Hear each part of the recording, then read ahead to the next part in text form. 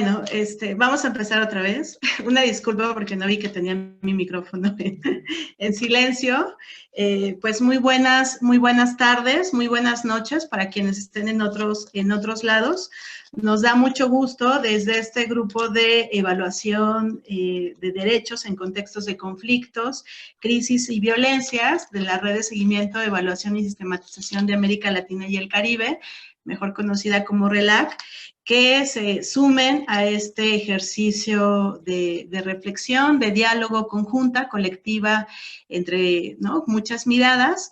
Este es un webinar que pensamos mucho si lo manteníamos o no por el contexto en el que estamos viviendo ahora de mucha complejidad por el COVID, pero al final decidimos que podría ser importante mantenerlo en términos de ver también cómo cruza en distintos momentos esta mirada de derechos y cómo pensamos desde la evaluación poniendo a las personas en el centro en otro tipo de intervenciones, de programas y de políticas.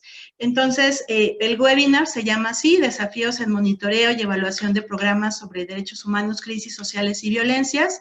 Y ese es un esfuerzo que hacemos en conjunto con la Red Internacional de Evaluación. Y pues la idea es que podamos estar dialogando como por 60 minutos, una hora, un poco respetando el tiempo que tienen ustedes. Y nos da mucho gusto que Laura, Estela y Emma nos puedan compartir ahorita sus reflexiones desde sus distintas perspectivas. Y un poco la dinámica es darle ahora la palabra a Antonio de la Red Internacional, después que Laura, Estela y Emma nos puedan hacer una reflexión de por 10 minutos. Después abriremos los micrófonos para sus comentarios y dudas y regresaremos con ellas tres para que nos puedan hacer algunas, contestar si hay preguntas o reflexiones finales si les parece bien. Entonces, pues bueno, disculpen este tema del audio. Vamos a ir apagando los micrófonos por el tema de mejorar el sonido. Y pues bueno, les voy a presentar a Antonio. Antonio Igea Sesma, él es de España, es economista, él es responsable de la vocalía de afianzamiento internacional en la Comisión Colaborativa de la Red Internacional de Evaluación. Y pues nos da mucho gusto este esfuerzo conjunto y te damos la palabra, Antonio, para escucharte. Bueno, pues muchas gracias, Itziel. Buenas tardes, buenas noches ya un poco desde España donde me encuentro y muchas gracias y bienvenidos un poco a todas las personas que están siguiendo este seminario desde los distintos países. Este seminario, un poco como decía Itziel, lo organizamos conjuntamente la RIEP y la RELAP con el inestimable apoyo también un poco de la CEVAL y que para nosotros es un honor poder un poco hacer esta pequeña y breve presentación. Lo primero, quiero trasladar en nombre de la RIEP y también un poco de la RELAC nuestro sincero y apoyo y solidaridad con todas las personas, un poco familias, regiones, comunidades y países que estamos sufriendo un poco las graves e inciertas consecuencias de la pandemia del coronavirus.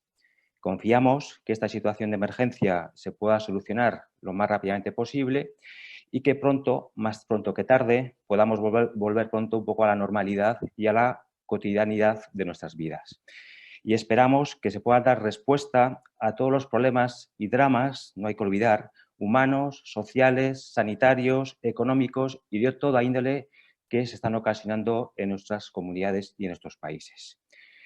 Señalar que la webinar de hoy, como decía Itziel, se enmarca un poco en el acuerdo que suscribimos el año pasado, la RELAC y la RIEP, en coordinación con las redes nacionales y grupos de trabajo que tiene la RELAC y que perseguíamos tres grandes objetivos con ese acuerdo. Primero, trabajar un poco de forma colaborativa y conjunta entre ambas redes para promocionar la evaluación. Creo que es necesario seguir insistiendo e impulsar un poco una cultura de la evaluación que todavía no hemos conseguido que esté muy presente en todas nuestras administraciones públicas. Un segundo objetivo que teníamos en ese acuerdo era seguir trabajando un poco ambas redes en institucionalizar la evaluación en nuestras administraciones públicas. Y por último, nos marcamos como tercer gran objetivo de ese acuerdo apoyarnos ambas redes en la difusión de las diferentes iniciativas que tanto una como otra red pues estamos impulsando ya desde hace unos cuantos años. Dicho esto, sí que me gustaría un poco hacer una breve introducción en un minuto de que me gustaría un poco dejar una reflexión que luego mis compañeras de sesión pues irán un poco profundizando, es que las políticas y actuaciones públicas que se están poniendo en marcha para afrontar esta crisis en la que nos encontramos, que se seguirán poniendo en marcha y que cuando acabe todavía se seguirán poniendo en marcha y habrá nuevas políticas públicas, creo que es necesario recordar que tienen que ser objeto de un seguimiento y una evaluación. Esto va a ser fundamental y esto es crucial para que podamos salir de esta crisis y que podamos afrontar con éxito probablemente una realidad muy diferente que vamos a tener, muy diferente a la que tenemos en estos momentos y a la que hemos vivido, y que por tanto va a exigir políticas públicas diferentes a las que hemos venido conociendo durante estos años. Si el contexto cambia, las políticas públicas tienen que cambiar. Y por tanto, creo que desde la comunidad evaluadora, desde las redes nacionales, redes internacionales, debemos trabajar y debemos ayudar también un poco a afrontar esta crisis de emergencia en la que nos encontramos. ¿Cómo? Creo que hay que seguir impulsando y apoyando desde nuestro ámbito, desde nuestra comunidad, buenas prácticas de evaluación, buenos instrumentos de evaluación, buenos desarrollo de herramientas y sistemas de información que ayuden a los responsables políticos a tomar decisiones de cómo afrontar estas situaciones. Y también yo confío, y desde nuestra red, desde la RIEP, confiamos que la evaluación un poco pueda servir para aprender cómo afrontar situaciones como la que estamos viviendo actualmente y cómo de alguna forma podemos un poco prever y protegernos ante esas situaciones. Creo que la evaluación tiene que ser una fuente de aprendizaje, una fuente un poco donde identifiquemos buenas prácticas de esa evaluación de cómo afrontar situaciones futuras en las que nos podemos encontrar. Y sin más, sí que me gustaría un poco decir que esperamos que la conferencia de hoy sea de interés de todas las personas que nos van a acompañar durante esta hora y que también, ¿por qué no?, esperamos que sea una oportunidad para una colaboración, una reflexión y un diálogo muy necesarios, por otra parte, en un mundo en el que estamos viviendo que cada vez es más complejo, cada vez es más volátil, cada vez es más incierto y cada vez es más difícil un poco poner en marcha políticas públicas. Y sin más dilación, pues esta es un poco la breve presentación que queríamos hacer y damos paso un poco a las compañeras de seminario. Muchas gracias.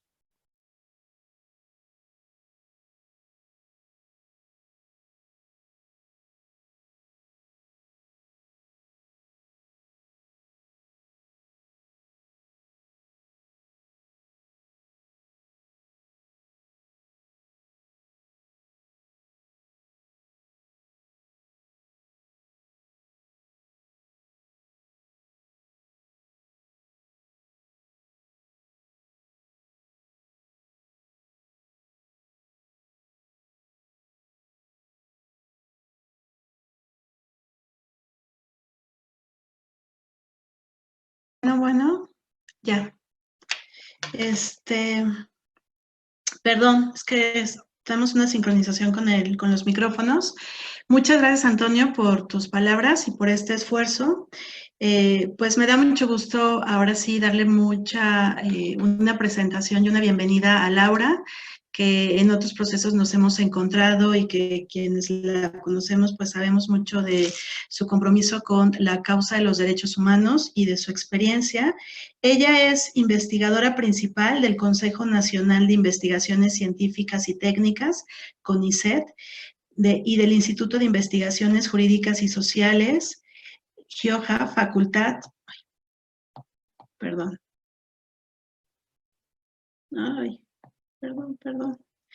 Facultad de Derecho de la Universidad de Buenos Aires.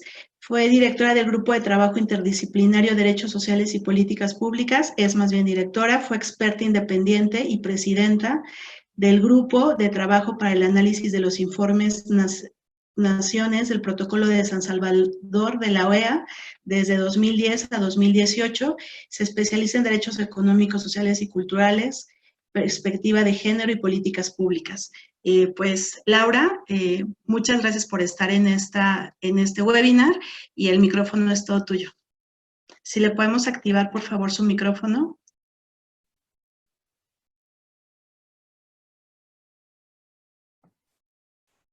Hola, ¿me escuchan?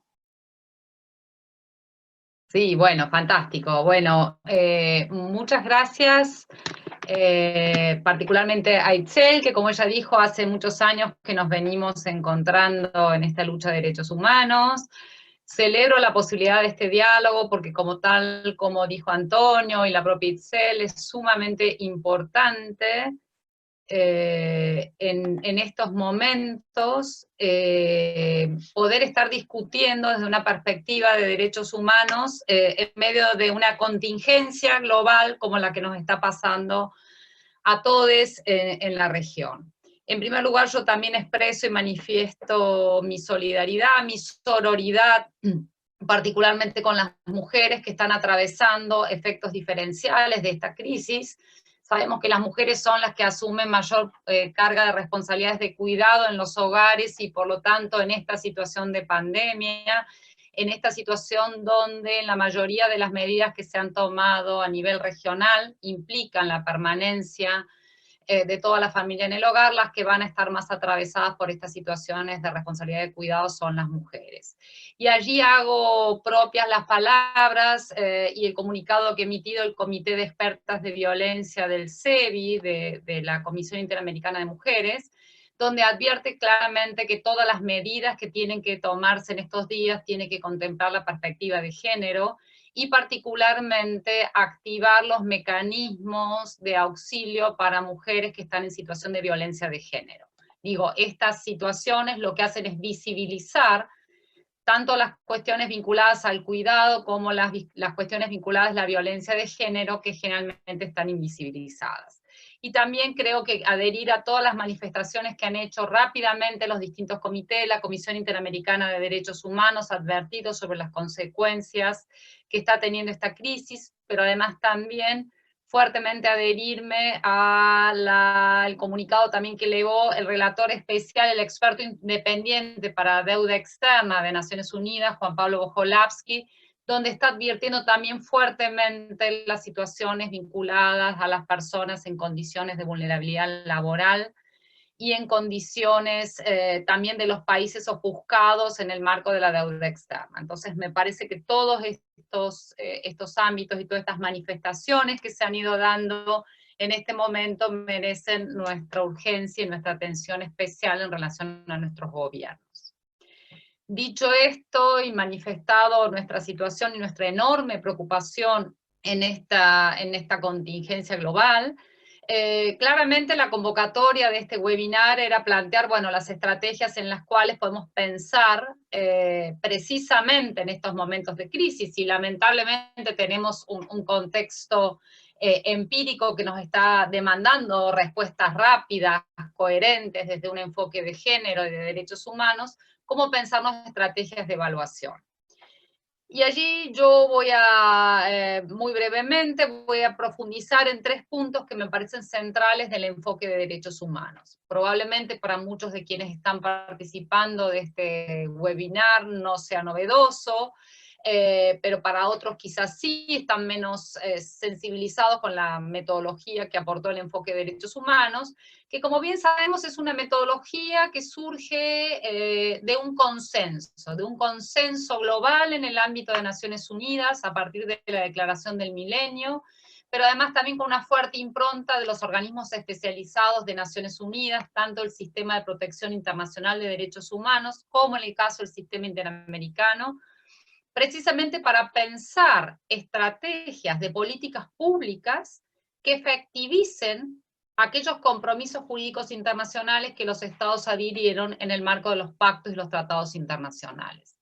Llegamos a este nuevo siglo, este siglo XXI, precisamente con un fuerte diagnóstico, y en el caso de América Latina todavía esto era más visible, el diagnóstico, de un desacople absoluto entre estos compromisos del corpus de derechos humanos ratificados por los estados, incorporados en sus constituciones, y las políticas públicas domésticas. ¿Esto qué significa? Que precisamente la respuesta institucional que había en los estados al inicio del siglo XXI era precisamente un divorcio entre sus compromisos, entre sus obligaciones, en el caso del campo de los pactos y tratados internacionales que habían ratificado sus constituciones, y las políticas públicas. Creo que un gran ejemplo lo provee el campo de las políticas sociales, que creo que todos quienes estamos aquí participando estamos muy interesados, y lo que teníamos al inicio del siglo, y por lo menos estoy poniendo el momento de consenso donde esta metodología aparece como producto de este acuerdo regional de implementación, lo que teníamos en la región era mayoritariamente en el campo de las políticas sociales, por una parte medidas asistenciales, programas sociales que habían ido focalizando el eje de atención, habían ido suplantando un estándar central de derechos humanos, que era el estándar de universalidad, por políticas focalizadas. Y entonces teníamos, por un lado, un asistencialismo, que es contrario a un enfoque de derechos, precisamente la responsabilidad estatal, y la obligación estatal consiste en tratar a cada persona en su condición de ciudadana o ciudadano pleno, inclusive en el respeto de sus diversidades sexuales diversas, y precisamente lo que teníamos como respuestas institucionales no obedecía a este compromiso jurídico internacional. Pero además también de tener en este campo asistencial, lo que habíamos tenido en la década del 90 a nivel de la región era precisamente políticas regresivas en materia de derechos.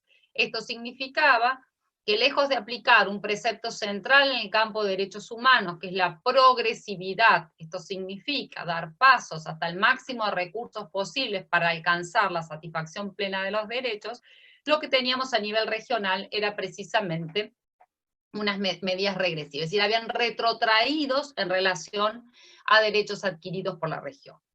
Todas las normas flexibilizadoras que teníamos en la región, en el campo de los derechos laborales, las reformas en el campo de la seguridad social, las reformas en educación, en salud, eran claramente regresivas. Entonces, este era el diagnóstico, hay un consenso para aplicar el enfoque de derechos humanos, y allí viene lo interesante de esta metodología, que en el campo de la evaluación de políticas sociales, en la evaluación de proyectos sociales es central, porque precisamente el primer gran aporte que hace esta metodología es este concepto de enfoque.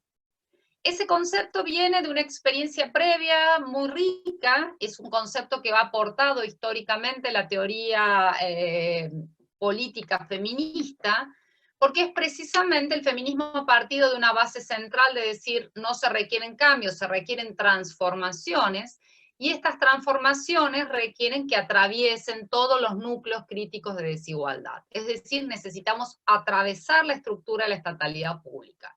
Entonces, la idea de enfoque aparece como un prisma, como una mirada que permite atravesar toda la lógica de producción de la estatalidad pública, y para eso producir transformaciones.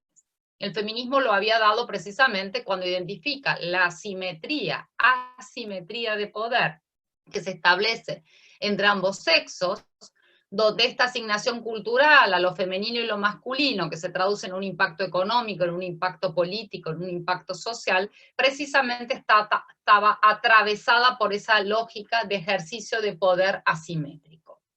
Esa idea de enfoque es recuperada desde el campo de los derechos humanos y constituye esta invitación, que es una metodología, y es una metodología porque implica una técnica de aplicación de todo el articulado del corpus de derechos humanos, que ese corpus de derechos humanos lo tenemos no solamente en la letra de las convenciones, de los pactos, de los tratados internacionales, tanto en el caso de América Latina, aquellos que corresponden al sistema internacional, al sistema de protección internacional, como al sistema interamericano de derechos humanos.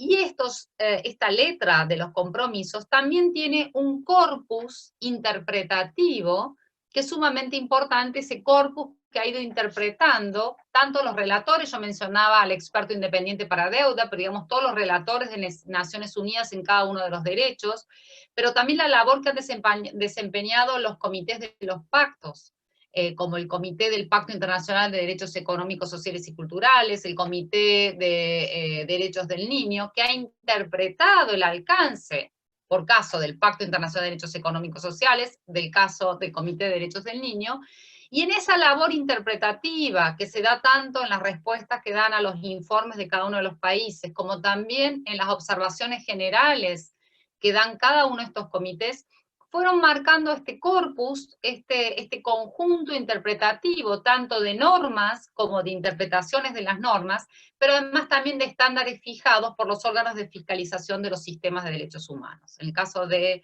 sistema interamericano tenemos los estándares interpretativos también de la Corte Interamericana de Derechos Humanos y de la Comisión Interamericana de Derechos Humanos.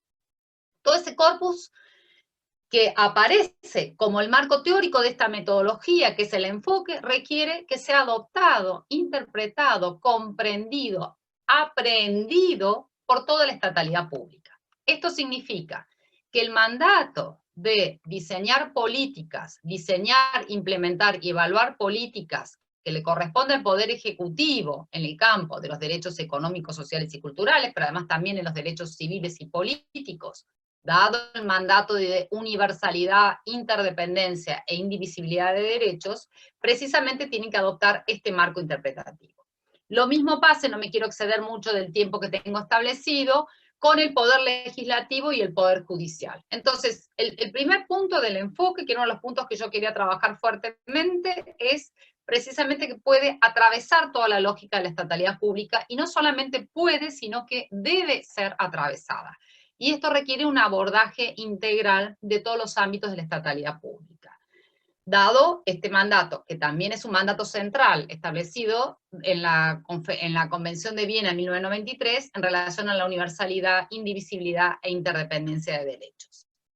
Este primer punto, este primer aspecto muy valioso de la metodología del enfoque de derechos humanos, tiene un segundo punto, que era el segundo punto que yo quería abordar, que era precisamente cómo, ante una situación previa, un diagnóstico previo de que esto no se estaba aplicando en la región, de que existía un divorcio, cómo esto comienza a producirse en el marco de las políticas públicas. Y tenemos un primer momento, que es una fuerte retórica de derechos, que lo ubicamos también en la primera década de este siglo, donde hubieron en la región coaliciones gobernantes de corte un poco más progresistas, y donde rápidamente abrazan la causa de derechos, algunos con un valor narrativo, otros con un valor más operativo, y algunos que efectivamente incorporan en sus planes nacionales de desarrollo o de la mano de reformas constitucionales, como las reformas de tercera generación que se dan en Ecuador, en Bolivia, en la generación de estrategias de países y de conformación de estados plurinacionales. Y ahí también tenemos una aplicación de este marco de derechos. Entonces, en estos ámbitos tenemos una incorporación claramente retórica, claramente que genera un efecto, que es un efecto que esta metodología del enfoque de derechos busca, que es precisamente generar un empoderamiento ciudadano. Es restituir este ejercicio de derechos que era tan central, que estaba tan afectado en décadas anteriores, y que cada uno de los ciudadanos y ciudadanas de la región necesitaba fuertemente esta incorporación. Allí tenemos entonces un primer momento más retórico, un primer momento de un corte político muy fuerte de la metodología del enfoque de derechos, y hoy, que sería el tercer punto el cual yo quería abordar muy rápidamente, es pensar cómo estamos en esta situación. Y creo que la experiencia que estamos viviendo a raíz de esta pandemia también nos pone muy fuertemente en el centro de este debate. Tenemos ciertos avances en la región importante, donde el marco de derechos efectivamente fue incorporado, como decía, en algunos planes nacionales. Por ejemplo, un ejemplo virtuoso que podemos ver muy vinculados a la crisis que hoy estamos viviendo es la conformación del Sistema Nacional de Cuidados de Uruguay, que es un sistema que se está difundiendo muchísimo en la región, donde parten por el reconocimiento del cuidado como un derecho humano fundamental, y esto va a activar las responsabilidades del Estado en términos de obligaciones positivas y negativas, y la respuesta institucional, claramente esta respuesta institucional que el Estado uruguayo da a partir de una respuesta que se aloja originariamente en el Ministerio de Desarrollo Social, pero crea una lógica de sistema a los distintos ámbitos de la institucionalidad uruguaya, es precisamente articular respuestas institucionales, reformas legislativas y prestaciones concretas en el campo del cuidado, particularmente para niños, niñas y adolescentes y personas mayores. Entonces allí tenemos claramente, bueno, este enfoque de derechos se puso operativo en una respuesta de crear un sistema nacional de cuidados. Y esto podemos verlo como un ejemplo virtuoso, que sigue Costa Rica con el Sistema Nacional de Cuidado, Colombia va en esa dirección y la mayoría de los países están yendo en esa dirección. que hoy, ante la crisis del COVID, estamos viendo claramente la demanda y la necesidad de algo que desde los estudios de género, la teoría feminista, hace muchos años que se viene demandando fuertemente esta intervención, de este reconocimiento del cuidado como un trabajo. Ahora bien, y para dejar una pregunta planteada y no tomar más tiempo, y que sigan las colegas en su exposición, en los 10 minutos que a mí me correspondía, es pensar también cuáles serían los desafíos. Digo, yo puse un ejemplo virtuoso como el caso del Sistema Nacional de Cuidados de Uruguay, pero hoy es pensar cuánto de este corpus de derechos humanos, de esta metodología, de esta interpretación, de esta respuesta rápida que, por ejemplo, les mencionaba al inicio, dado el comité de expertas de la Convención de Violencia de Belén do Pará del sistema interamericano, el relator especial para la deuda externa, distintas organizaciones, la Comisión Interamericana de Derechos Humanos, ¿cuánto de eso hoy es posible y es posible que los estados pueden estar dando cuenta? ¿Cuántos de los estados han podido saltear la lógica que las dinámicas de derechos humanos no son para los procesos de memoria, verdad y justicia? ¿Cuánto han incorporado esta variable efectiva de derechos que supere la retórica?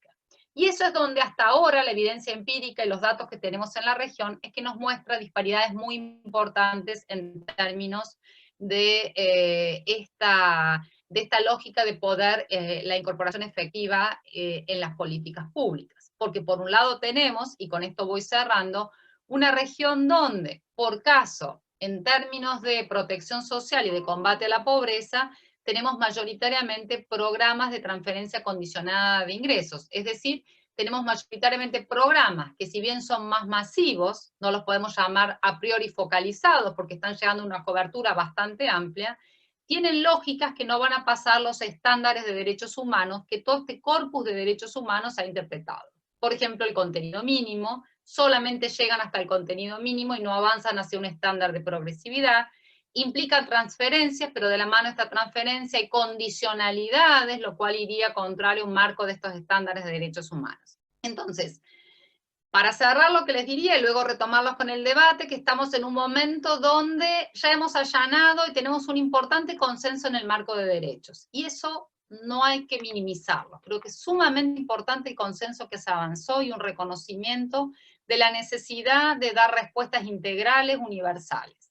Los estados también han acumulado una experiencia de muchos años que respuestas aisladas no son suficientes en la región. Y a los hechos nos remitimos ante cómo están reaccionando. Y el ejemplo europeo hoy es muy claro de la debilidad de los sistemas de salud para reaccionar ante crisis globales. Y esto es lo que están algunos países de la región tratando de anteponerse ante una crisis todavía mayor, viendo el caso europeo. Entonces tenemos ciertas capacidades y ciertos consensos que han sido ganados y son muy importantes recuperarlos. No solamente mirar la parte de donde hay más retórica que implementación efectiva, sino tomar esa retórica como virtuosa para seguir avanzando en acuerdos. Ahora la pregunta que dejo pendiente, y ahí sí cierro y dejo paso a mis colegas, es precisamente, bueno, ¿cómo vamos a construir el próximo consenso? Hoy ante la emergencia del COVID estamos escuchando, por ejemplo, propuestas en términos de ingreso mínimo universal o renta básica universal para todos los países de la región. ¿Cómo vamos a avanzar en esa línea? Si esta es que es una línea que podría generar consenso de la mano de la crisis o de lo que esta crisis nos va a dejar en la región. Recién, lamentablemente, estamos en la primera fase de esta crisis. Entonces, la pregunta es cómo efectivamente podemos vincular y apropiarnos de este enfoque de derechos. Hago una pausa aquí y luego retomamos el debate. Muchas gracias. Muchas gracias, Laura, por los puntos que colocas. Le voy a dar la palabra a Estela Troches. Ella es consultora independiente en monitoreo y evaluación, tiene estudios en gerencia y desarrollo, así como en evaluación orientada al impacto y líder en 14 evaluaciones. Ha desarrollado su experiencia de 20 años como capacitadora en técnicas cualitativas y cuantitativas de mediación para equipos multidisciplinarios en organizaciones internacionales y otras con énfasis en niñez. Es asesora de fundaciones de ayuda para la autoayuda en 10 países latinoamericanos. Y pues, Estela, me da mucho gusto que estés ahora con nosotras. Estela ha preparado unas láminas, entonces las vamos a ir proyectando y te dejamos el micrófono. Muchas gracias por estar. Gracias, Michelle. Buenas tardes y saludos a todos los colegas. Bueno, ahí aparecerá, vamos a ver, quizás más atrás. Bueno, el tema que nos trae al webinar, pues es justamente cómo abordamos desde las metodologías participativas a la población de alta vulnerabilidad. Entonces, si avanzamos un poco, ¿verdad? En el PowerPoint, el siguiente slide. Ese, bueno, era la portada. Más adelante. En cuanto a vulnerabilidad, en el concepto general, ¿verdad? Que tenemos de vulnerabilidad, hay 3 elementos que nos colocan en vulnerabilidad, que es esa capacidad para anticiparse, hacerle frente y resistir los efectos de una situación adversa, ¿no? Entonces, ¿cuáles son esas características que nos hacen altamente vulnerables? Ya que todos somos vulnerables, ¿no?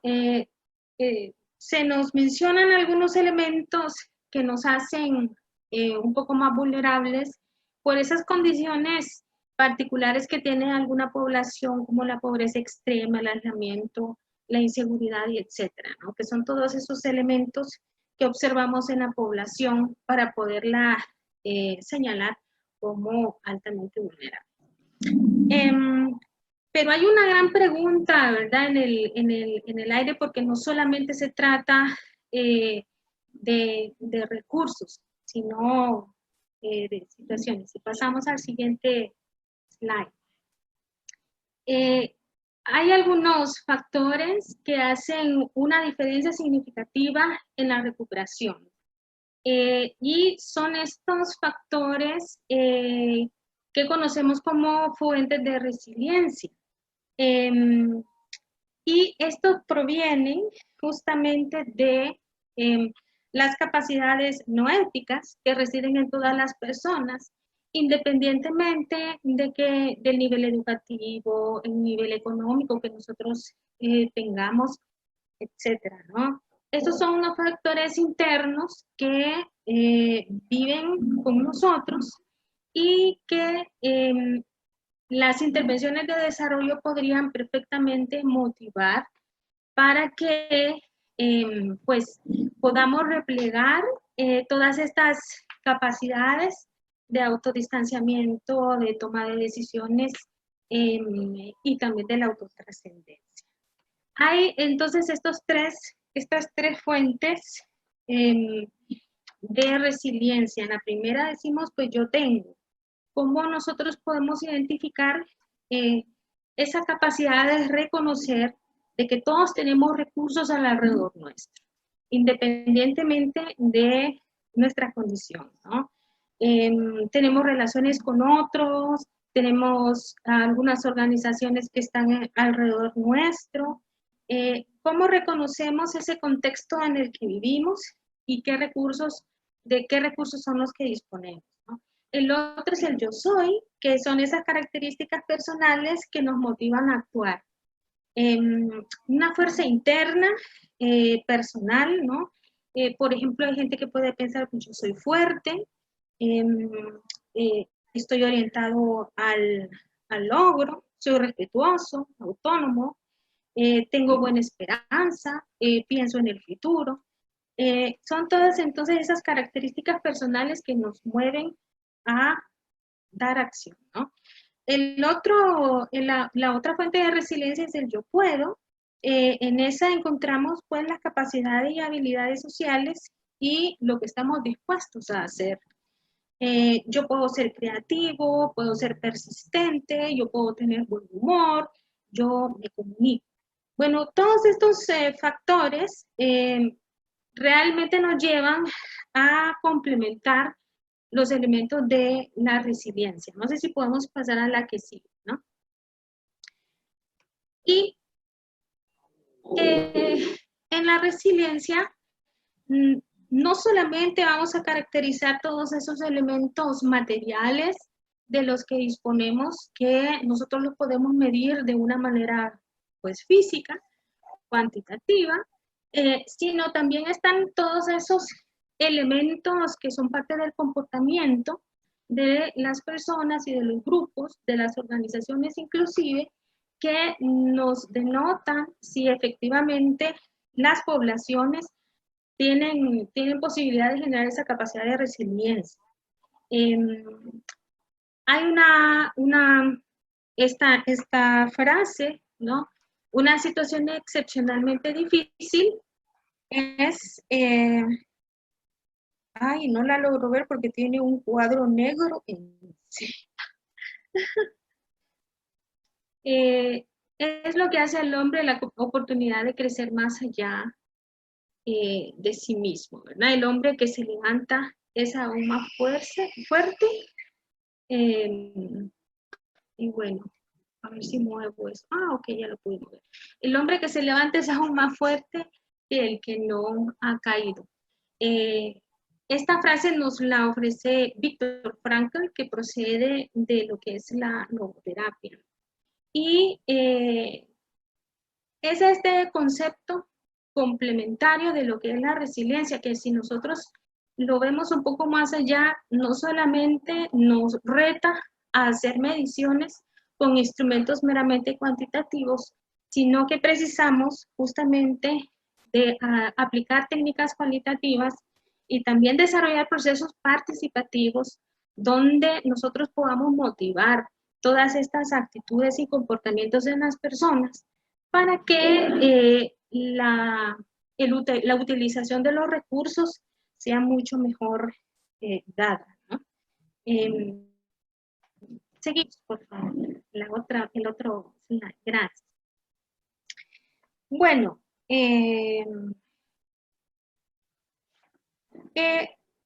existen entonces, ¿verdad? Varias posibilidades para trabajar metodologías participativas.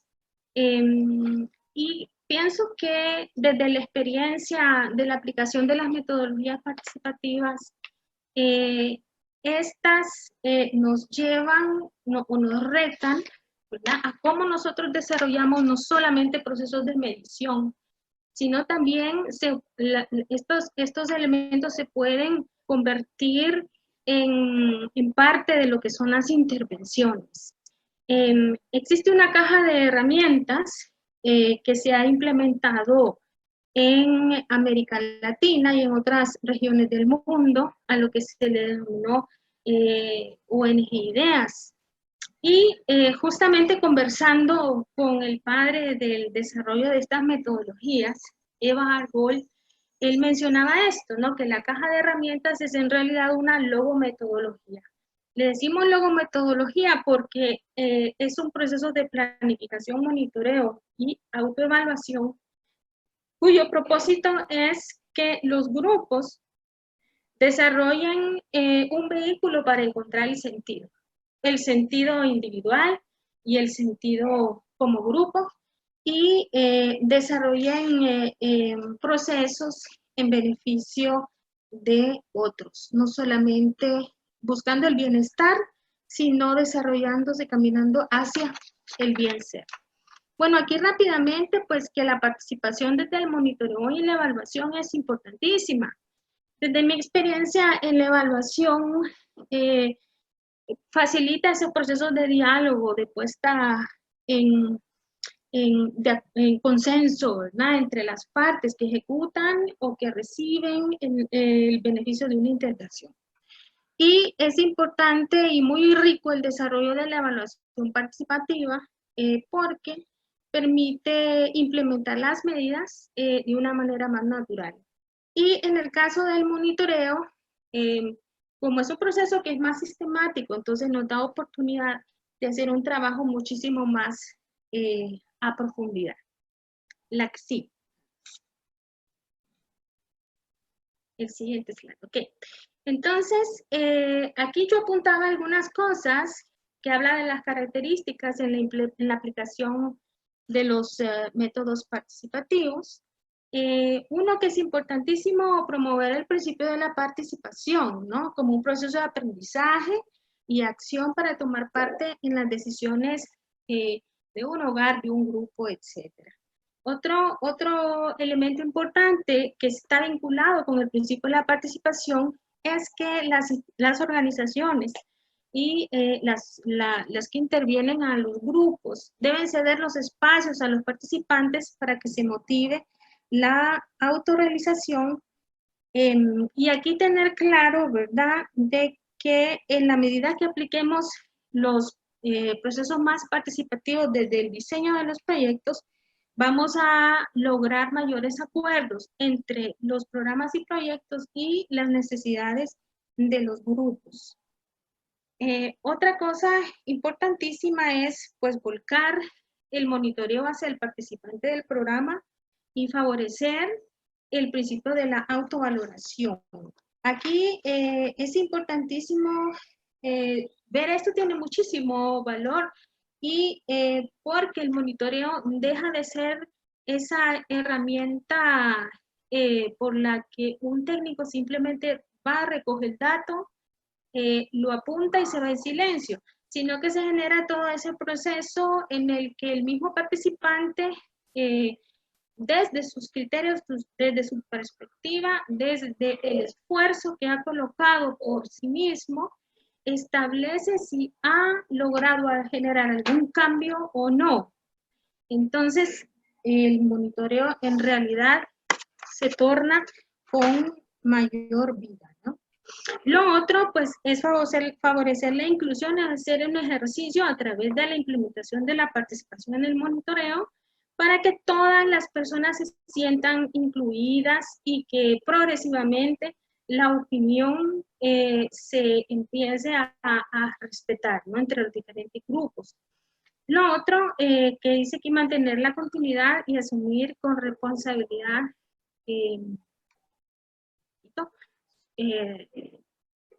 los objetivos de grupo o los individuales. Esto es importante porque necesitamos hacer que las intervenciones sean más sostenibles.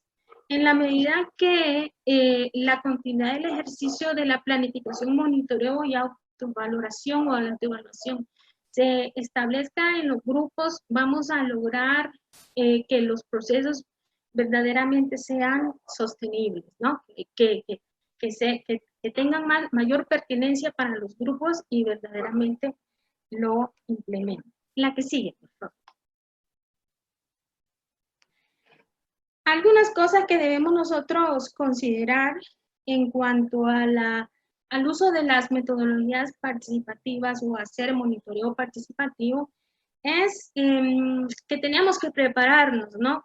La facilitación tiene un rol importantísimo, cómo nosotros preparamos a los equipos técnicos, a los líderes, que quieras o no, siempre debe haber, ¿no?, este rol de quien lleva el proceso metodológico hacia la práctica.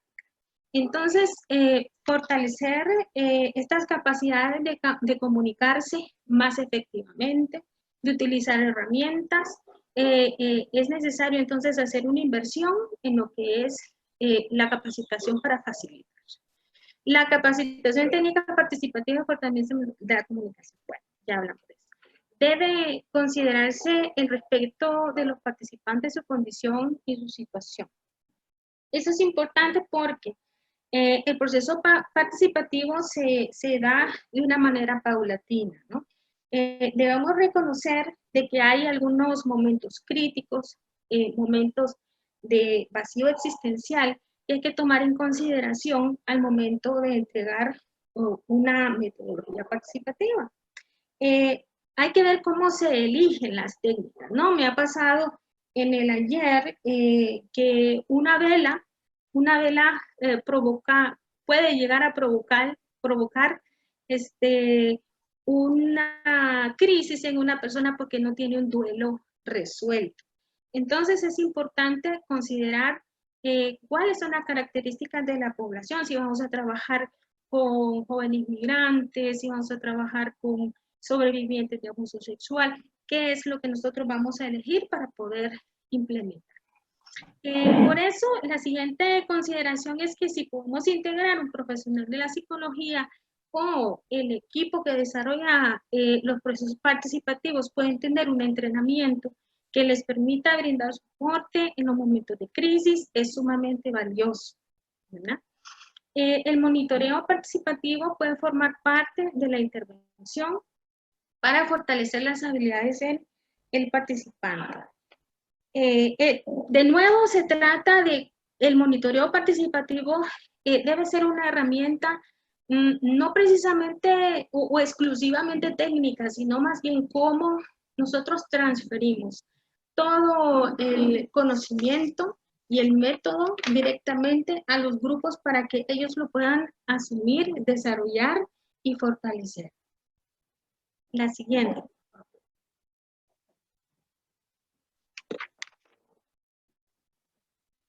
¿Ok? Ahí. Son más efectivas las metodologías participativas, pues cuando se aplican en unos grupos que tienen sentido de pertenencia, ¿no? Que tienen una identidad de grupo. Por lo mismo que estaba comentándoles, que cuando el monitoreo participativo se aplica en un grupo, nosotros pretendemos que ese grupo pueda irse desarrollando, puede crecer, además tiene una dinámica, ¿no? Pero con un grupo que ya tenga un cierto nivel de camino, de estar juntos, los resultados se van viendo más concretos, se va desarrollando mejor la experiencia y se va viendo más fuerte el resultado en cuanto a la implementación de la metodología. Esto también hay que ver que es importantísimo que el monitoreo participativo facilita el análisis de contribuciones. A través de esa herramienta se puede apoyar a los grupos para que ellos identifiquen cuáles son esas fuentes de contribución que pueden ser internas y externas y que también son de mucha utilidad para el equipo técnico porque les permite organizar mejor el trabajo en red, la contribución entre instituciones, organizaciones para brindar los mejores insumos para el desarrollo del grupo. Bueno, los grupos con quienes se realiza el monitoreo participativo ojalá sean medianos o pequeños, ¿no? Si ya tenemos un grupo bastante amplio, 50 personas y demás, pues es un poco complejo, ¿no? Porque aquí se trata de profundizar. El monitoreo participativo puede ser un vehículo que motiva a las personas a encaminarse hacia el bien ser, ¿no? Y no concentrarnos únicamente en adquirir el bienestar. Esos son dos conceptos muy diferentes. Porque cuando nosotros hablamos de bienestar, es solamente adquirir, bueno, todas esas necesidades básicas que nos hace falta para sentirnos con cierto, de una buena manera, pero en el bien ser nosotros estamos buscando que los grupos den un paso más allá, que busquen trascender, ¿no? Que puedan autotrascender hacia generar un proceso de desarrollo donde se puedan beneficiar otros grupos menos favorecidos o a los que no podemos nosotros tener acceso. Finalmente, ahí les comparto algunos recursos que son útiles, importantes para desarrollar este proceso de monitoreo participativo. Está todo lo que es la caja de herramientas y las experiencias en la implementación del ONG Ideas o la caja de herramientas, ¿verdad? Que la pueden encontrar en los 3 primeros links. Luego algunos manuales y herramientas adicionales y también un poco ver el tema de lo que es la logoterapia y la resiliencia para que podamos identificar esas otras habilidades que son internas del ser humano y que ojalá a través de las intervenciones que desarrollan las organizaciones y también los estados pudiéramos movilizar a los grupos para que puedan hacer uso de sus recursos internos. Solamente, mil gracias.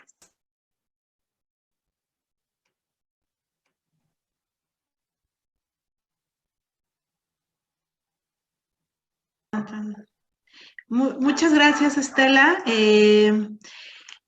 Decirles a quienes están conectados, que vamos a compartir en el grupo de Facebook que abrimos de esta comunidad las presentaciones y los materiales que se han venido ahorita colocando, como esta lista de recursos que nos comparte Estela.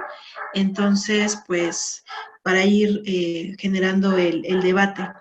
Y pues bueno, le doy el uso de la palabra a Emma. Ella es co-coordinadora de este grupo de EVAL Derechos Humanos, y ella es antropóloga social, coach y consejera en logoterapia y análisis existencial.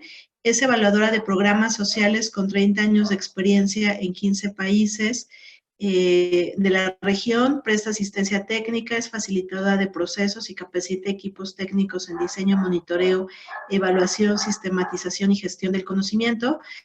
Maneja enfoques de evaluación basados en la equidad, derechos humanos, interculturalidad, género y resiliencia, y es ahora parte de la Junta Directiva en el periodo 2019-2021 de la Red Peruana de Evaluación, EVAL Perú, y autora de un número importante de artículos y libros. Pues, Emma, es todo tuyo el micrófono, y vamos un poquito extendidas de tiempo. Entonces, pues bueno, nada más eso, tenerlo presente a quienes están conectados, y nos pueden, por favor, todavía ser generosos con su tiempo, unos 15, 20 minutos más, pues les agradecemos mucho. Adelante, Emma.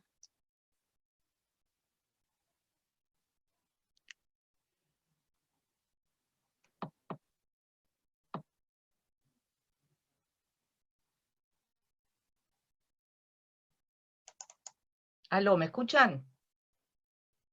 ¿Sí? Bien, buenas tardes con todos ustedes. Esta es una de las primeras actividades que tenemos como comunidad de práctica de evaluación de derechos humanos en contextos de conflictos, crisis y violencias, en un contexto también bastante inestable en el que nos encontramos hoy en día. Yo voy a hablar de 4 desafíos que considero fundamentales en relación a la práctica, la teoría y la práctica del monitoreo y evaluación en estos contextos, ¿no? Contextos frágiles, cambiantes y en programas de este tipo. Y seleccioné esta pequeña reflexión para poder comenzar, porque bien dice lo que a continuación voy a mostrar, ¿no? Dice, un mono y un pez fueron llevados juntos por la marea. El mono ágil y experto tuvo la suerte de treparse en un árbol donde quedó a salvo.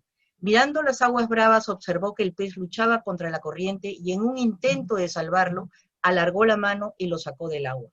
La fábula termina contando la sorpresa que se llevó el mono al ver que el pez no le agradeció el favor. ¿Sí? Esto tiene que ver también mucho con las distintas miradas con las cuales nos aproximamos a los programas sociales. Voy a dar 2 definiciones, porque después voy a tomarlas en cuenta cuando trabaje estos 4 desafíos que voy a exponer. El primero tiene que ver con la definición de monitoreo y evaluación de programas, políticas y proyectos sociales, ¿no? Ante todo, creo que es fundamental observar que el monitoreo y la evaluación es una transdisciplina relativamente reciente. Transdisciplina porque toma de distintos elementos, de distintas disciplinas justamente, para poder, digamos, proponer un conjunto de metodologías para medir, verificar, para ver la efectividad de un programa o intervención social, ¿sí? Pero lo fundamental, el para qué, de alguna manera, de lo que es la evaluación, es para mejorar las condiciones sociales. Esto lo voy a recuperar más adelante, y sigamos con la siguiente. Me parece fundamental que se tome en cuenta que tiene un para qué, ¿sí? Un para qué. De alguna manera estos programas tienen, digamos, son un contrato social, como bien dice Sabine Kushner, ¿sí? Y Rosy Friedman también, que es un laboratorio de cambios, los programas de desarrollo, son como contratos sociales. Y entonces la evaluación, de alguna manera, también es un estudio de caso del contrato social.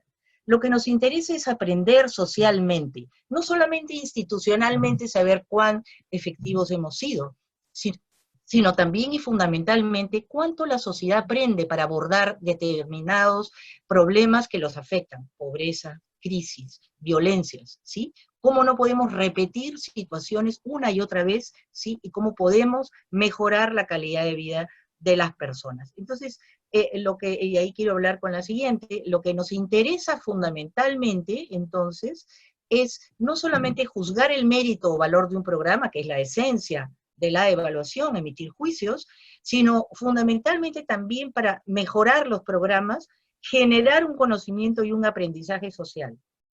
En buena cuenta, lo que nos interesa es tener opciones sobre cursos a seguir. Y ese tema de las opciones lo voy a recuperar más adelante. Entonces, el maestro Michael Patton, un destacado evaluador norteamericano, siempre enfatiza el tema de que las evaluaciones nos deben dar opciones. Opciones de cursos a seguir para la mejora social y el aprendizaje. Seguimos. Entonces, en ese marco, seguimos con la próxima diapositiva. Entonces, si la evaluación lo que me interesa es mejorar algo, ¿qué pasa con la situación límite? Yo me he referido con el título de esta exposición de los desafíos que tenemos para mejorar los programas relativos a derechos humanos, crisis y violencias para personas en situación límite. Para comprender todos a qué nos referimos, Karl Jaspers, psiquiatra y filósofo alemán, desarrolló muy profundamente el concepto de situación límite, y señala que es cualquier situación en la que la persona o grupo se encuentra en el límite de sus posibilidades y aquellas en que afecta su dignidad, y ahí tiene que ver con los derechos, ¿sí? Si afecta la dignidad de las personas, afecta sus derechos como persona. Entonces, esta situación límite parece no tener una salida, pero aquí lo fundamental es que hay una posibilidad de superarla. Y ahí viene, siguiente por favor, el tema de la resiliencia. Entonces, cuando hablamos y en esta exposición nos vamos a referir en situación límite, estamos hablando de personas en extrema vulnerabilidad, habitantes de la calle, afectados por violencias, por desplazamiento o migración irregular, ¿no? Aquellos que están pasando por procesos de esclavitud, que hay muchísimo en nuestros países, trata de personas, explotación sexual, laboral, violencias de género, diferente tipo en la cual hay millones. Solamente en migración irregular tenemos millones de personas en este momento que deben estar, además lo recuerdo mucho en estos días porque, fíjense, nosotros nos confinamos en nuestros hogares, pero ¿cómo estarán estos migrantes con sus familias? Eso es un elemento que me conmueve profundamente y lo reitero, ¿no? Los migrantes irregulares, ¿cómo se deben estar sintiendo en estos momentos de coronavirus? Entonces son personas en situación límite. Hay grupos de familias que están viajando 8 o más años, buscando mejor calidad de vida. ¿Cómo podemos evaluar y hacer monitoreo de estos programas? Siguiente.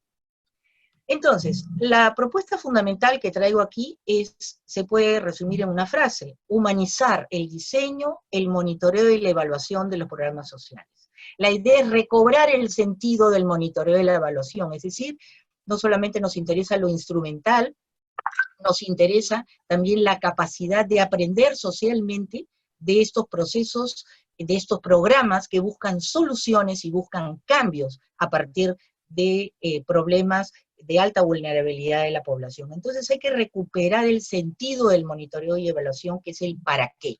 El para qué desarrollamos monitoreo y evaluación: para mejorar algo, para mejorar intervenciones, mejorar, digamos, un contexto social, mejorar una práctica y de ello aprender de cómo se pueden producir de manera eficaz y sobre todo equitativa las transformaciones sociales. Entonces, dicho esto, voy ahora a, digamos, ubicarme más en cada uno de los 4 desafíos que traigo. El desafío número 1 es el uso social de la evaluación. Muchas evaluaciones no son conocidas. Perdemos la oportunidad que socialmente podamos usarlas. ¿Cuántos, digamos, observatorios sobre violencia utilizan evaluaciones? De lo que funciona y de lo que no funciona. Muy pocos. ¿Sí? Nosotros tenemos aquí en el Perú, tenemos un acuerdo nacional en donde se juntan diferentes sectores públicos, privados, y donde hay un conjunto de metas. ¿Cuántos de ellos utilizan las evaluaciones? Muy poco. ¿Sí? Entonces, la evaluación debe ser conocida socialmente y debe ser considerado un bien público. para mejorar las intervenciones y sobre todo aquellas que están centradas en las personas más vulnerables, ¿sí? Pero requerimos darle un uso para el aprendizaje social y trascender el uso burocrático. Es decir, me interesa saber qué efectivo fui, de qué manera cumplí las actividades, más allá, busquemos algo más allá, ¿sí? Entonces, busquemos que también retroalimenten las decisiones políticas. Eso en nuestra región todavía, digamos, es un pendiente. Se ha avanzado mucho, pero es un pendiente. Es el primer desafío. El desafío número 2 para este tipo de programas es incorporar la noción de resiliencia de la cual ya hizo mención Estela. La noción de resiliencia en estos grupos sociales de alta vulnerabilidad es fundamental. Son situaciones límite, pero en las cuales también tienen dentro de sí la capacidad de ser superadas. Entonces la resiliencia tiene que ver con la capacidad de los seres humanos para adaptarse positivamente a las situaciones adversas. Y todo aquel que realiza monitoreo y evaluación de situaciones límite de este tipo de programas debe conocer el concepto de resiliencia. Sigamos. El concepto de resiliencia también puede ser operacionalizable, ¿sí? La idea es, como dice en esta diapositiva, ampliar el campo de visión para ver nuevas posibilidades y opciones, ¿no? ¿Cómo encaro lo que me pasa? ¿Cómo se trabaja con migrantes, por ejemplo? O con personas que han pasado por situación de trata o de esclavitud. ¿Cómo encaro lo que me pasa?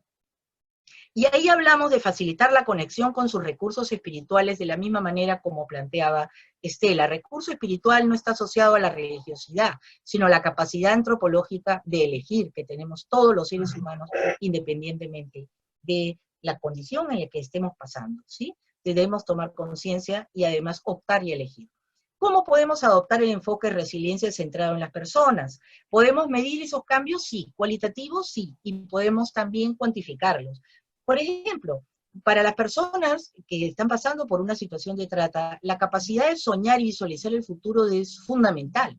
Aquellos que no ven todavía el futuro, significa que aquel que ha pasado por un programa que tiene que ver con trata y no ve su futuro, quiere decir que el programa no ha sido efectivo. Entonces, de alguna manera, la habilidad para soñar y visualizar el futuro son dimensiones que tienen que ver con la resiliencia. También con la capacidad para vincularse y tejer redes de soporte, y así podríamos dar varios ejemplos de cómo podemos, digamos, aterrizar.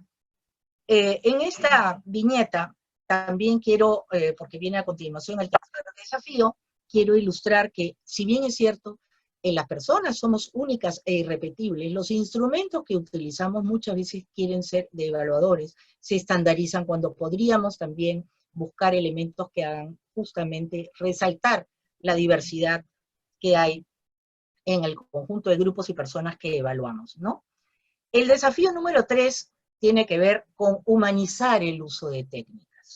Cuando hablo de humanizar el uso de técnicas, quiero decir, una primera es resignificar el monitoreo y evaluación para comprender y ajustar estrategias, no solamente para cumplir. Todavía prevalece la idea en buena parte de equipos técnicos de programas y proyectos del sector público y también del privado, que ven el monitoreo como una actividad técnica interna solamente para poder reportar o para señalar cuántas actividades hemos desarrollado y que hemos cumplido como tales. Y no se ven los cambios, no se ve el avance y la orientación hacia el impacto. Eso lo ven como una actividad externa, cuando perfectamente desde el monitoreo interno y desde la autoevaluación se puede comprender y ajustar estrategias y reorientar la práctica para mejorar la efectividad de las acciones, ¿sí? Un elemento fundamental de la que ya Estela ha hecho referencia es incorporar e involucrar plenamente actores sociales en estas acciones de monitoreo y evaluación. Para ello hay todo un menú de posibilidades que la región tiene y que no voy a detenerme acá, pero que me quiero concentrar en que hay que resignificar el monitoreo y la evaluación, su para qué, no solamente para reportar cambios y decir cuánto hemos cumplido con el dinero desembolsado, sino también fundamentalmente para orientarnos hacia el impacto y usarlo durante la intervención. Por eso hablo de humanizar el uso de las técnicas. Siguiente. En ese marco de humanizar el uso de técnicas y el hecho de ser una transdisciplina, un elemento fundamental es salir de lo clásico. Cuando estamos en procesos digamos, sociales muy fuertes, relacionados con violencia, relacionados con trata, con esclavitud, con migración. Estamos trabajando con personas. Las técnicas no pueden llevarnos a interrogatorios para revictimizar a estas personas, ¿no? Por ejemplo, en un reciente trabajo que realicé sobre trata de personas y teníamos entrevista con víctimas, trabajamos una técnica de un psiquiatra, un logoterapeuta que se llama Joseph Fabry, que es muy sencillo. Imagínate que estás en un cuarto y tienes puertas cerradas y puertas abiertas. ¿Cuáles las cerrarías en tu vida y cuáles las abrirías? Y las personas se imaginaron, en lugar de preguntarle qué has aprendido de tu vida y cómo fue el trauma, no. Estamos hablando de visualizar el futuro. Las personas decían, bueno, he cerrado las puertas a las malas amigas que me llevaron por estos caminos. O no volvería a creer en tales y cuales personas que me llevaron a la trata. Entonces uno ve que hay un aprendizaje de la experiencia, la ha resignificado y por lo tanto esa persona está un paso adelante en el cambio hacia nuevas perspectivas en su vida. Entonces hay aquí una relación de diferentes técnicas que provienen de la logoterapia. Yo también soy consejera logoterapeuta, como Estela, que trabajo situación límite, y utilizamos diferentes técnicas en el abordaje a las víctimas, que tienen que ver con lo humano, ¿sí? Entonces, en el adoptar nuevas técnicas, digamos, en adoptar nuevas técnicas, el enfoque resiliencia, enfoques cualitativos, facilitación del ser, ¿sí? ¿No? Tratando de no tocar el trauma, ¿sí? En saber entrevistar a personas en crisis, eso es fundamental. Podemos estar, por ejemplo, evaluando un programa sobre transversalización del enfoque de género, como me pasó en una oportunidad, y de pronto una persona empezar a llorar y decirte, bueno, es que he pasado por esta circunstancia. ¿Qué pasa si no estamos entrenados los evaluadores para contener en esos momentos de crisis? Entonces, personas que trabajamos en monitoreo y evaluación de programas en situación límite, debemos estar entrenados para entrevistas a personas en crisis, así como también para abordar la complejidad en forma sistémica, ¿sí? Y el enfoque de resiliencia. Sigamos. La siguiente, por favor. Además de las competencias técnicas que he señalado, hay competencias personal-sociales que son particularmente importantes para evaluadores y evaluadoras de estos programas en situación, digamos, de crisis y en contextos frágiles cambiantes, ¿sí? La escucha activa. La escucha activa es fundamental, no solamente para los evaluadores en esta área de especialidad, sino también para todos. Aquel que no sabe escuchar al otro no puede comprender, y si no puede comprender, no puede evaluar. La empatía, ponerse en los zapatos del otro. La comunicación asertiva, ¿sí? Saber cómo uno puede comunicar, ¿sí?, determinados elementos en un contexto muy difícil. El trabajar sin juicios, si bien es cierto, los evaluadores emitimos juicios cuando trabajamos, digamos, en el informe propiamente tal, y triangulamos y comparamos, emitimos juicios de valor y de mérito, durante el trabajo de campo es fundamental trabajar sin juicio, ¿sí? En el EPOCHE, en el famoso EPOCHE. Es decir, tratar de comprender, ¿sí?, lo que está pasando. También en las competencias personal sociales, la contención emocional, tener herramientas para facilitación del ser, movilizando, digamos, situaciones. Si tenemos un conjunto de personas, pueden ser familiares, o pueden ser un conjunto de migrantes, o personas que han pasado por situaciones de vulnerabilidad, tenemos que tener herramientas de la facilitación del ser, para poder conocer el antes y el después, el co y el sin el programa, ¿sí? Y sobre todo un elemento que es la humildad frente a las perspectivas múltiples y diferentes. Muchas veces los evaluadores venimos cargados con nuestras propias concepciones, con nuestros propios elementos, nuestra propia cultura, y no comprendemos, sino queremos de alguna manera que encajen en nuestra perspectiva. Entonces es fundamental la humildad frente a las perspectivas múltiples e indiferentes. Entonces, en resumen, lo que me parece como un desafío importante, el primero, el uso social de la evaluación, para que socialmente podamos saber qué ha funcionado y qué no, en qué contextos, cómo y por qué, ¿sí? El humanizar fundamentalmente el diseño, monitoreo y evaluación de los proyectos y programas. Y con esto termino. Gracias.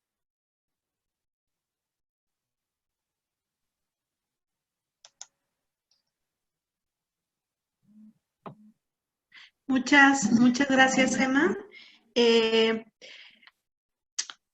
verdad es que han sido muy interesantes las tres reflexiones y estamos un poco sobre el tiempo y entonces les quiero proponer, nos hacen algunas preguntas en el chat y yo retomaría un par que colocaban a lo largo de las exposiciones, lo que mencionaba esta Laura de cómo construimos el próximo consenso y diría cómo vamos superando la retórica de los derechos humanos, y que se vincula mucho con lo que plantea Fabiola, que dice cómo pasar de los resultados de las evaluaciones de intervenciones, programas o proyectos a objetivos más universales como igualdad, bienestar de la población y a los planes nacionales de nuestros países.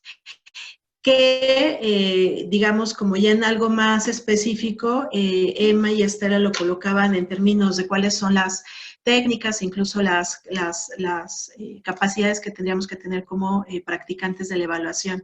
Entonces, creo que son las que colocaban aquí por el chat, y si les parece bien, les volvería a dar la palabra como para una reflexión final, si pudiera ser como en unos 2, 3 minutos y poder cerrar este primer ejercicio. Ha sido muy interesante y sobre todo más bien como por el tiempo, para no extendernos más allá de lo que hemos previsto. Entonces, Emma, no sé si quieras tú hacer esta primera reflexión, luego vamos con Estela y cerramos con Laura, un poco al revés de cómo empezamos. Sí. Perfecto. Sí, solamente instarlos a evaluadores y evaluadoras que hay que innovar. Debemos innovar y no pensar solamente que lo clásico que ha funcionado en la práctica de esta transdisciplina, que como hemos visto es relativamente reciente, ¿no? Miremos con esta idea de humanizar el diseño, monitoreo y evaluación, busquemos formarnos también en otras disciplinas complementarias que nos puedan ayudar a comprender, por ejemplo, el trauma. Estoy hablando de los programas orientados a temas de crisis, específicamente, ¿sí? Entonces, no basta con conocer de herramientas de las ciencias sociales y los clásicos enfoques. Miremos aquellos que humanicen. Entonces, de alguna manera uno buscando puede encontrar, ¿sí? Digamos, el enfoque fenomenológico existencial, que es el que, por ejemplo, yo he venido adoptando recientemente, me ayuda muchísimo a comprender. Hay otros enfoques a través de los cuales podemos buscar, digamos, apoyar a que los cambios puedan visualizarse, mirarse desde una perspectiva humana. ¿Sí? Desde una perspectiva humana, no mirarlo como un número, como un beneficiario, sino como ver una persona que está afectada en sus derechos fundamentales. ¿Sí? Entonces, criterios éticos, pero sobre todo también formarnos nosotros en herramientas complementarias que nos ayuden, ¿sí? A comprender situaciones límite que son tremendamente dolorosas para las personas que han pasado por ello, y no podemos volver a revictimizarlas simplemente porque lo clásico nos dice que debemos hacer las preguntas de un modo así o asá. Recuerden siempre que una entrevista es una relación. La entrevista no es una extracción, ¿sí? Es una relación que se construye con las personas, con un grupo de personas, con una o más personas. Entonces, miremos la profesión de una manera innovadora, rescatemos la buena práctica que hay en la región. Hay muchos más desafíos en monitoreo y evaluación de programas sobre derechos humanos y crisis sociales. Vamos a verlo con mayor firme, digamos con mayor fuerza. Lamentablemente los contextos nos llevan a programas que están para personas en situación límite, y entonces la comunidad de evaluadores también tiene que ir repensando su rol y repensando la manera como habitualmente realiza las evaluaciones. Eso. Gracias.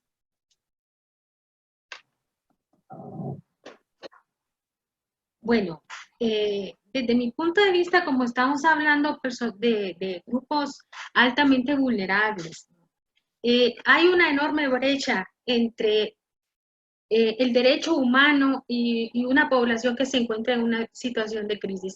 Si nosotros que no nos sentimos completamente en crisis, amén de todo lo que está pasando, muchas veces pensamos en el derecho humano como una cosa que está muy lejana, e inclusive nos han enseñado un poco a verla así. Es bastante complejo, ¿verdad? Aproximar a través de una herramienta el derecho humano a las personas que viven en situaciones límite. Sin embargo, ¿verdad?, las herramientas participativas del monitoreo o evaluación, si se pudieran adoptar un poco por las instituciones que son las responsables de generar los cambios, y se pudieran implementar de una manera más sistemática y entregada hacia los grupos directamente y con la paciencia suficiente, buscando con el empoderamiento de los grupos de crecimiento, el desarrollo de todas estos recursos internos que definitivamente todas las personas lo tienen. Esa es mi reflexión.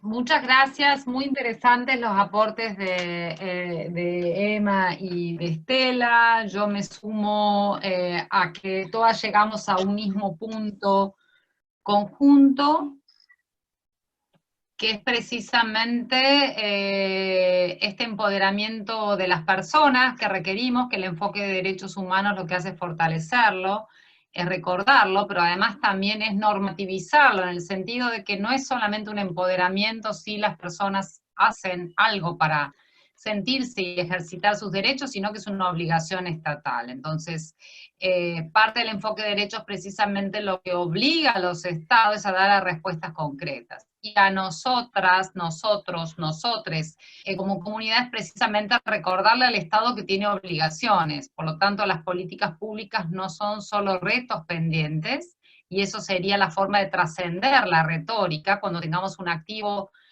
protagonismo, una activa demanda, una activa participación, y no solamente reclamar, sino también hacer efectivos el ejercicio de nuestros derechos. Entonces creo que en momentos más que críticos como el que estamos viviendo ahora, se requiere mucho empoderamiento ciudadano, mucha obligación estatal para cumplir, y precisamente no olvidarnos de este enfoque de derechos humanos, el enfoque de género, el enfoque de diversidad y el enfoque de considerar las diferencias étnicas de las personas afrodescendientes, de los migrantes, como hablamos, y a cada uno reconocerle sus derechos.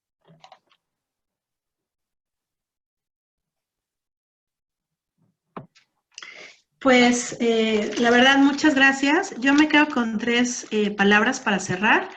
El tema de innovar, el tema de repensar y el tema de colocar a las personas y esta asimetría de poder, irla equilibrando. La verdad es que ha sido un debate muy, muy rico. Entiendo que no tuvimos más tiempo de estar contrapunteando, pero fue muy, muy rico escucharlas. Y entonces abrimos un grupo en Facebook y ahí vamos a compartir, si están de acuerdo, en la grabación de esta primera charla, de este primer webinar, y les vamos a compartir también las presentaciones. Y la idea es que en esta comunidad, en este espacio, ustedes puedan sentirse en confianza para que podamos ahí compartir materiales, ejercicios, incluso dudas, ¿no? Y que podamos entre todas, no solamente hacer comunidad, sino ir fortaleciendo esta práctica de la evaluación, pero sí muy con el marco de los derechos, que eso nos hace, ¿no?, repensar, como se decía al principio, incluso de ir transformando nuestras prácticas y ver cómo estamos mirando todo, que al final pues lo cruza, y cada una de estas crisis nos va diciendo que pues necesitamos otro tipo ¿no?, de acciones y de respuestas. Entonces, pues quiero agradecerles mucho a Laura, a Emma, a Estela, también a quienes se conectaron y quienes estuvieron en este tiempo. Nos excedimos un poquito, agradecerles su generosidad por eso, y pues seguimos en contacto, sumando comunidad y fortaleciendo estas prácticas desde poner a las personas en el centro. Un gusto, muy buena tarde desde acá, pero sé que son ya buenas noches en algunos otros lados. Chao, buenas noches, gracias. Un placer. Gracias a ustedes. Hasta luego.